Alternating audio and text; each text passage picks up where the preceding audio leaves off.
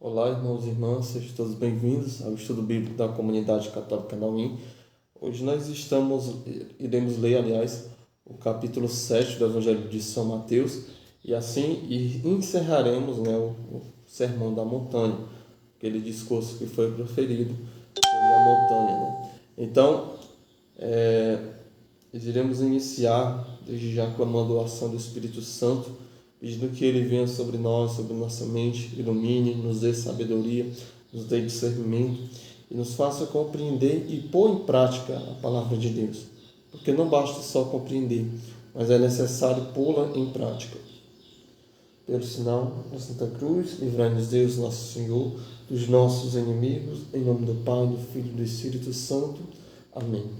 Vinde, Espírito Santo, enchei os corações de vossos fiéis e acendei neles o fogo do vosso amor. Enviai, Senhor, o vosso Espírito, e tudo será criado, e renovareis a face da terra. Oremos, ó Deus, que instruíste os corações de vossos fiéis com a luz do teu Espírito Santo. Fazei que apreciemos corretamente todas as coisas, segundo o mesmo Espírito, e gozemos sempre de suas consolações. Por Cristo, Senhor nosso. Amém. Senhor, aumentai em nós a fé e fazei brilhar em nossos corações a luz do teu Espírito Santo. Amém. Vem, Espírito Santo, por intercessão de Nossa Senhora, interceda por nós, dai-nos sabedoria, dai-nos discernimento e dai-nos a graça de pôr em prática a palavra de Deus. Nós vos pedimos. Amém. Desde já peço você, na hora que você estiver assistindo, que você curta, compartilhe o link dessa transmissão, para que a palavra de Deus possa chegar a mais pessoas, certo? Nós não somos aqui perfeitos, nem temos toda essa instrução, mas na medida do possível o Espírito Santo vai nos inspirando e a gente vai tirando algumas dúvidas, das pessoas que têm dificuldade de fazer o estudo bíblico. Vamos lá iniciar o capítulo 7, o tema do capítulo 7 inicia não julgar. Não julgueis para não seres julgados, pois com o julgamento com que julgais sereis julgados, e com a medida com que medis sereis medidos. Porque reparas o cisco que está no olho do teu irmão, quando não percebe a trave que está no teu? Ou como poderás dizer a teu irmão: deixa-me tirar o cisco do teu olho, quando tu mesmo tens uma trave no teu? Hipócrita, tira primeiro a trave do teu olho, e então verás bem para tirar o cisco do olho do teu irmão. Primeira parte logo, para nós já é muito importante a parte de não julgar. O Senhor disse que na medida que a gente julgar, a gente será medido também. Infelizmente, nós temos um péssimo hábito, de julgar as pessoas logo, de não querer saber as causas, as consequências, e mesmo que soubermos, não cabe a nós o julgamento. O julgamento pertence a Deus. Por isso, meus irmãos, nós não devemos julgar a ninguém. A nossa missão é falar das coisas de Deus. A outra pessoa acolher, fazer, é com ela, certo? No final das contas, dizia Santa Teresa de Calcutá, no final das contas será só você e Deus. Então, não se preocupe com aquilo que os outros fazem ou deixam de fazer, mas nos preocupemos com o nosso próprio coração, de não querer que os outros façam aquilo que queremos, mas sim deixar com que cada um haja de acordo com sua consciência. E aí, se a gente for misericordioso, Deus será misericordioso conosco, Que a gente possa praticar aquilo que a gente quer que seja praticado conosco. Se nós esperamos de Deus a misericórdia, porque sabemos que somos todos falhos, nós também devemos praticar a misericórdia para com os nossos irmãos e deixar de julgamento, não profanar as coisas santas. Versículo 6. Não deis aos cães o que é sagrado, nem atirei as vossas pérolas aos porcos, para que não as pisem e, voltando-se contra vós, vos estraçalhem.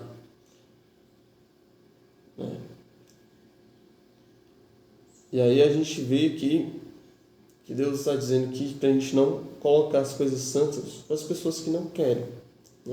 Às vezes a gente quer dar algo que as pessoas não querem. E o Senhor ele vem ensinar, não, as coisas santas são para aqueles que querem ser santos.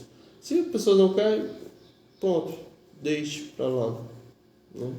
Não dê as coisas santas para aquelas pessoas que não fazem questão. O nosso trabalho, mais uma vez, o nosso dever, nossa missão é falar sempre, mas que a gente não coloque coisas além do que as pessoas possam suportar, né? Além do que aquelas pessoas de fato compreendem. Certo? Eficácia da oração, versículo 7. Pedi e vos será dado, buscai e achareis, batei e vos será aberto, pois todo o que pede recebe, o que busca acha, e o que bate se lhe abrirá. Quem dentre vós dará uma pedra a seu filho, se este lhe pedir um pão? Ou lhe dará uma cobra, se este lhe pedir um peixe? Ora, se vós que sois maus, sabeis dar boas dádivas aos vossos filhos, quanto mais o vosso Pai que está nos céus dará coisas boas aos que lhe pedem. A gente vê que o Senhor ele vem falar para nós da eficácia da oração. É necessário pedir ao Senhor. É necessário ter fé e fazer esse pedido que nos será dado. O Senhor fala mais uma vez, buscai e achareis. Né? E aí ele faz a comparação de Deus com o Pai. Nós que somos maus, sabemos dar coisas boas aos nossos filhos. Quanto mais o Deus Pai nos dará. Certo? Aí você pode perguntar, né?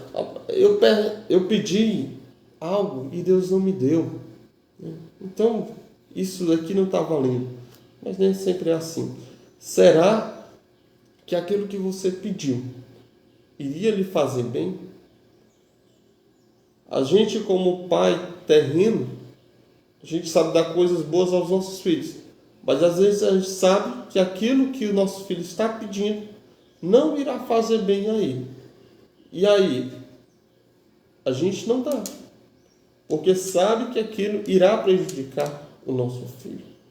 Por isso, o Senhor, como Pai, Ele dá aquilo que irá nos ajudar para a nossa salvação. Aquilo que irá nos atrapalhar. Aquilo que nos será causa de, talvez, até perdição, Deus não nos dá. Por isso, mas perseveremos na oração. Peçamos ao Pai. A criança que não sabe o que é que ele faz bem, o que ele faz mal, ela não deixa de pedir ao Pai. Então, o nosso dever também é como essa criança, pedir sempre ao Pai. Pai, eu quero, me dê isso, Pai. Atende minha oração, clame, faça a sua oração de clamor. E se for da vontade de Deus, se aquilo for para a sua edificação, Deus te dará com certeza. Não deixemos de pedir, de fazer súplicas e orações ao nosso Pai, porque o próprio Jesus disse, buscai e achareis. A regra de ouro, né? O versículo 12. Tudo aquilo, portanto, que quereis que os homens vos façam, fazei vós a eles, pois esta é a lei e os profetas. Tantas vezes a gente quer que os outros nos façam o bem, mas a gente mesmo não faz o bem. Esta, né, é a regra de ouro que Jesus nos dá. Se a gente quer que o outro faça o bem, que a gente faça o bem primeiro. E mesmo que talvez não recebamos o bem aqui na terra, com certeza Deus nos retribuirá. Mas aquilo que a gente quer que seja feito conosco, que nós façamos primeiro. Às vezes a gente quer tratar as pessoas com indiferença e não percebe que muitas vezes somos nós que precisamos de cuidado. Será que nós gostaríamos de ser tratados como temos tratado as pessoas? Talvez com indiferença, talvez com certa arrogância. Não. Tratemos bem aos outros. Né? Os dois caminhos, versículo 13. Entrai pela porta estreita, porque largo e espaçoso é o caminho que conduz à perdição, e muitos são os que entram por ele. Estreita, porém, é a porta e apertado o caminho que conduz à vida, e poucos são os que o encontram. O Senhor ele fala aqui que há dois caminhos, um apertado e outro espaçoso. Aquele que conduz à salvação, aquele que conduz a Deus, ele é um caminho apertado. E são poucos os que entram nele. Às vezes a gente pensa que o mais fácil é ir para o céu, né? Não, eu não faço nada para ir para o inferno. Para o inferno, como diz o Padre Paulo Ricardo, nós não precisamos fazer nada. Nós já vamos para lá se a gente não fizer nada. Agora, para ir para o céu, é que precisamos fazer algo. É que precisamos mudar de vida. Muitas pessoas, né, se colocam aquele jargão, né? Eu não mato, eu não roubo, então sou uma pessoa boa, vou para o céu. Não, não basta isso. Nós temos que entrar por este caminho estreito e apertado. E seguir até a Deus. Na dificuldade, na luta de cada dia. Então não queira facilidade. Não, se você está vivendo seu cristianismo, sua cristandade mole, né? Como a gente diz, fácil, algo está errado. Porque para fazer as coisas para Deus, para seguir este caminho, é difícil. O caminho é apertado. Jesus não nos iludiu aqui. Jesus não diz, não, vem aqui que aqui é fácil, que é só descer, é só vir na banguela. Não, Jesus não disse não. Disse que o caminho é difícil, apertado e estreito, e são poucos os que entram nele. Façamos um todo esforço para ser desses poucos que encontram este caminho. O Senhor não fala que poucos entram porque ele só escolheu poucos, não. É porque a maioria de nós queremos facilidade. A maioria de nós não queremos entrar neste caminho de santidade.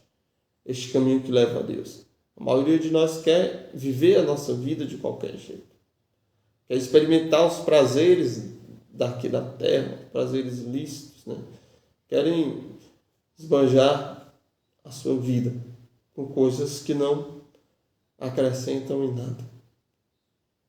E aqueles que verdadeiramente decidem amar a Deus, eles verdadeiramente passam por dificuldades, por vontades de desistir, por tentações, por tribulações.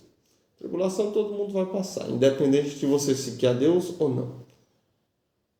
Mas para o cristão ainda tem a tentação de sair do caminho de Deus, de achar que Deus não está escutando ele. Então, que nós entremos neste caminho e saibamos, a porta não passou por reforma, a porta ainda continua estreita e ainda são poucos os que entram. Os falsos profetas, no versículo 15. Guardai-vos dos falsos profetas, que vêm a vós disfarçados de ovelhas, mas por dentro são lobos ferozes. Pelos seus frutos os reconhecereis. Por acaso colhem-se uvas de espinheiros ou figos de cardos? Do mesmo modo, toda árvore boa dá bons frutos, mas a árvore má, frutos ruins. Uma árvore boa não pode dar frutos ruins, nem uma árvore má dar bons frutos. Toda árvore que não produz bom fruto é cortada e lançada ao fogo. É pelos seus frutos, portanto, que os reconhecereis. É nesse trecho, como eu falei no primeiro dia, na introdução de São Mateus, que ele nunca teve a falsa ilusão da igreja, de achar que todo mundo que está na igreja era perfeito. Não. Ele sabe que a igreja foi escolhida por Deus, mas dentro da igreja existem muitos pecadores e pessoas que não têm boa vontade. Ele vai dizer aqui, Jesus vai dizer, guardai-vos dos falsos profetas, que vêm disfarçado a nós de ovelha, né? Não, eu só quero bem e tal, não sei o que, implementar a teologia disso, a teologia daquilo, quando na verdade eles querem afastar as ovelhas. Agora, recentemente na Alemanha, teve um caso de alguns padres, bispos e leigos que por conta própria tomaram a iniciativa de fazer uma bênção, né, para todas as uniões, né, uniões ilícitas para nós católicos, e disfarçado de não, toda forma de amor vale e tal, não sei o que, e essas coisas, querer liberar controle da natalidade por métodos anticoncepcionais artificiais, e dessa maneira são lobos disfarçados de ovelha. Vêm com um discurso de amor, de tolerância, quando na verdade estão implementando dentro da igreja algo que não é da igreja, algo que não vem de Deus, algo que não foi nos ensinado durante esses 2000 anos de história que temos. Por isso, que nós prestemos atenção nessas pessoas que vêm com discursos de amor, de tolerância. Nós não somos intolerantes. Nós católicos devemos amar a todos. Mas há preceitos que não devem ser mudados. Então, prestemos atenção nos frutos que esses pastores estão gerando. Certo? Será que são frutos realmente de santidade, frutos de santificação? Ou são frutos que estão fazendo com que se perca o rebanho ou que se desacredite nele? Os verdadeiros discípulos, versículo 21. Nem todo aquele que me diz Senhor, Senhor, entrará no reino dos céus, mas sim aquele que pratica a vontade do meu Pai que está nos céus. Muitos me dirão naquele dia, Senhor, Senhor, não foi em teu nome que profetizamos, e em teu nome que expulsamos demônios, e em teu nome que fizemos muitos milagres? Então eu lhes declararei, nunca vos conheci, apartai-vos de mim, vós que praticais a iniquidade. Assim, todo aquele que ouve essas minhas palavras e as põe em prática, será comparado ao homem sensato, que construiu a sua casa sobre a rocha. Caiu a chuva, vieram as enxurradas, sopraram os ventos e deram contra aquela casa. Mas ela não caiu, porque estava alicerçada na rocha. Porque por outro lado, todo aquele que ouve essas minhas palavras e não as pratica, será comparado ao homem insensato, que construiu a sua casa sobre a areia. Caiu a chuva, vieram as enxurradas, sopraram os ventos e deram contra aquela casa, e ela desmoronou, e grande foi a sua ruína.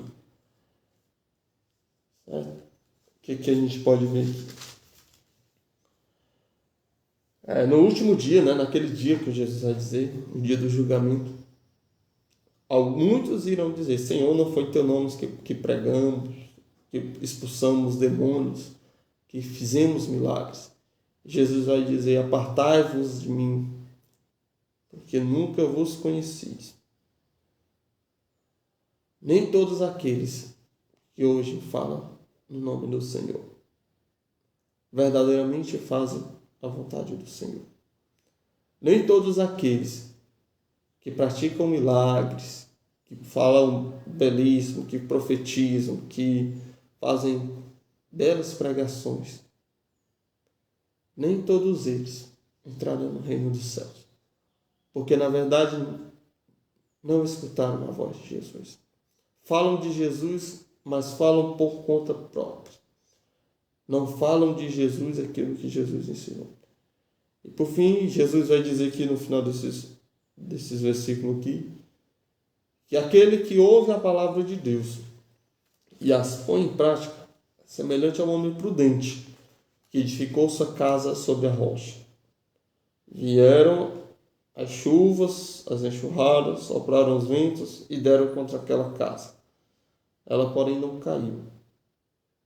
E aquele que escuta as palavras de Deus, mas não as põe em prática, é semelhante ao que o homem prudente que colocou sua casa sobre a areia. Vieram a chuva, vieram as enxurradas, sopraram os ventos e deram contra aquela casa, e ela caiu. A diferença do versículo 27 para o versículo 25 é só o final. A chuva, as enxurradas, o vento que deram contra aquela casa são o mesmo. O resultado é que é diferente. Então, se nós que escutamos a palavra de Deus, se nós não pormos em prática, toda a nossa obra irá desmoronar. Então, que possamos escutar a palavra de Deus e verdadeiramente pôr em prática. Que a gente não relaxe nisso. Esse Sermão da Montanha, capítulo 5, 6 e 7, são verdadeiramente um caminho para a santidade. Isso que Jesus nos pediu. É essas coisas que ele vem ensinar aqui. Espanto da multidão, versículo 28. Aconteceu que, ao terminar Jesus essas palavras, as multidões ficaram extasiadas com seu ensinamento, porque as ensinava com autoridade e não como os seus escribas. Palavra da salvação, glória a vós, Senhor. E aí a gente vê que as pessoas que escutavam a Jesus viram nele um discurso diferente, algo diferente. Porque Jesus ensinava com autoridade. Para que ensinar com autoridade, é necessário praticar aquilo que se ensina. Se eu digo, não como açúcar não porque faz mal, e estou lá tomando café cheio de açúcar, bolo, todo tipo de doce, né? Que autoridade que eu vou ter para falar isso? Né? Se eu disser, não fume porque vai prejudicar os seus pulmões e estou lá fumando. Isso não tem autoridade. E Jesus, a autoridade que ele tem é justamente de praticar. Este é o ensinamento novo. E a nós devemos também praticar aquilo que Jesus nos ensinou. Certo? Então, que a gente guarde isso no nosso coração. Todo este sermão da montanha. Desde as bem-aventuranças até esses últimos versículos que diz que aquele que escuta a palavra de Deus e as põe em prática é como um homem que edificou sua casa na rocha. Edifiquemos a nossa casa na rocha.